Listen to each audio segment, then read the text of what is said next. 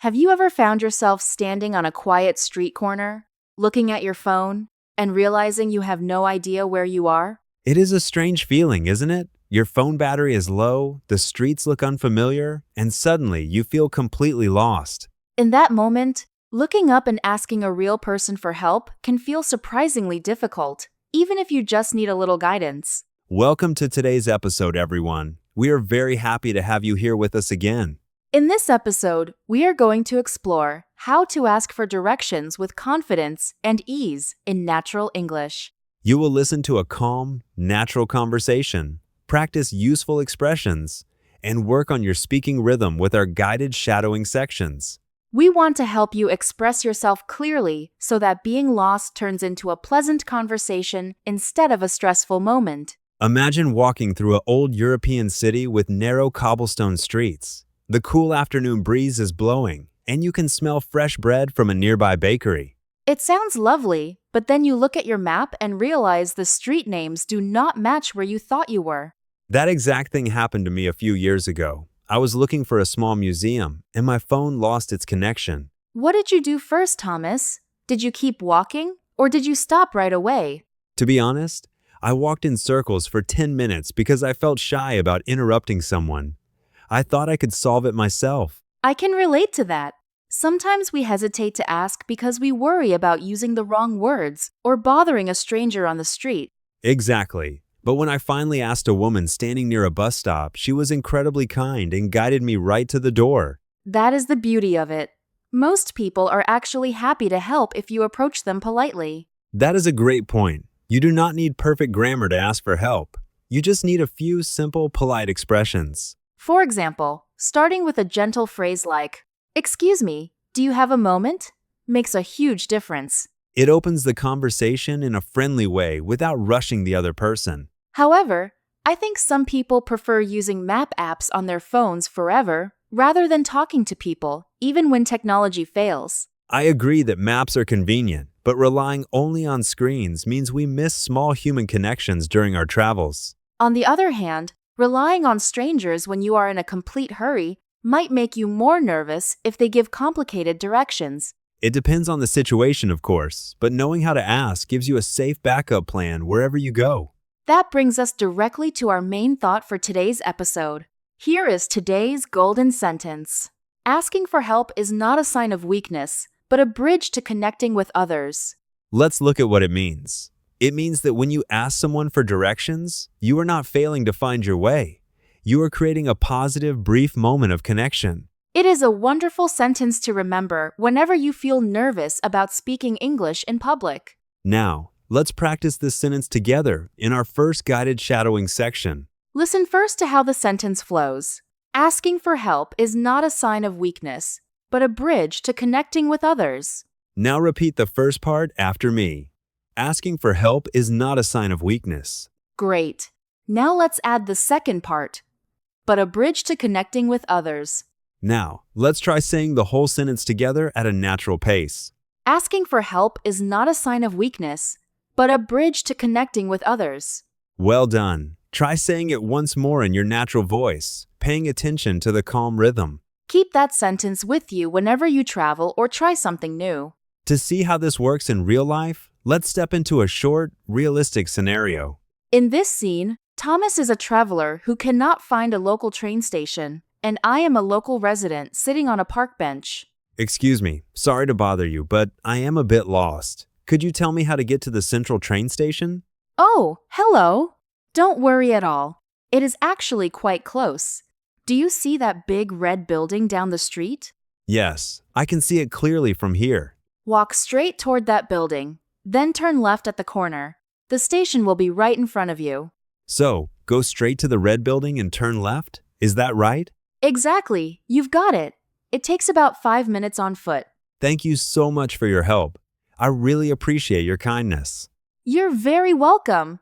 Have a safe journey. That was a very smooth interaction. Let's look at a few phrases we used in that conversation. Notice how Thomas started with, "Sorry to bother you." This phrase is extremely useful when approaching a stranger politely. It softens your request and shows respect for the other person's time. Then I use the phrase, "walk straight toward," which gives a very clear directional instruction. And I check my understanding by repeating the directions back. So, go straight to the red building and turn left? Checking your understanding is a brilliant strategy for language learners. It confirms you heard correctly and gives you confidence before you start walking. Let's discuss some of the useful vocabulary items that appeared naturally in our conversation today. First, we have the phrasal verb look for.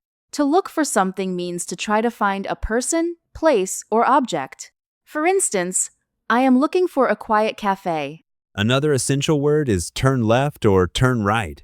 These are basic collocations used constantly when giving or receiving directions. We also use the expression on foot. Instead of saying by walking, we say, it takes 5 minutes on foot. That is a very natural B1 expression that instantly makes your English sound more authentic. Next is the adjective unfamiliar. When a street or place is unfamiliar, you do not know it or recognize it yet. And finally, we have the phrase in the end. We use this when talking about the final result of a situation, like in the end, I found the museum easily. Now, let's move into our second guided shadowing section, using a short exchange from our scenario. In this section, you will practice speaking directly with Laura. You will play the role of the traveler asking for directions. First, listen to the complete exchange.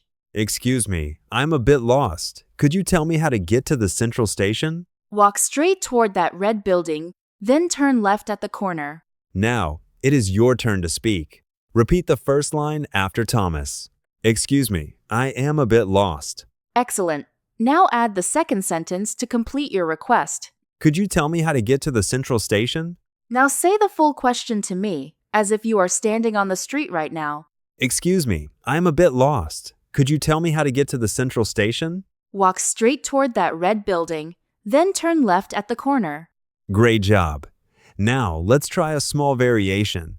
Instead of central station, try using the phrase nearest coffee shop.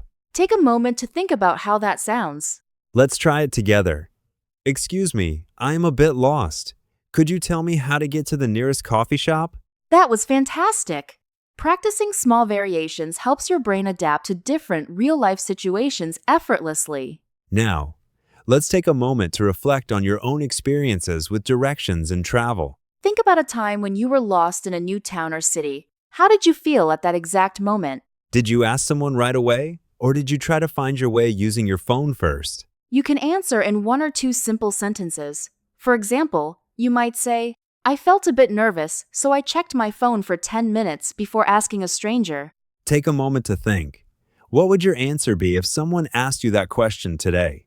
Another interesting question to ask yourself is, how do you feel when a tourist or stranger asks you for directions in your hometown? Most people realize that they feel happy to help others. Remembering that fact can make you feel much calmer when you are the one who needs help. There is no single correct answer to these questions, but speaking your thoughts aloud gives you wonderful practice.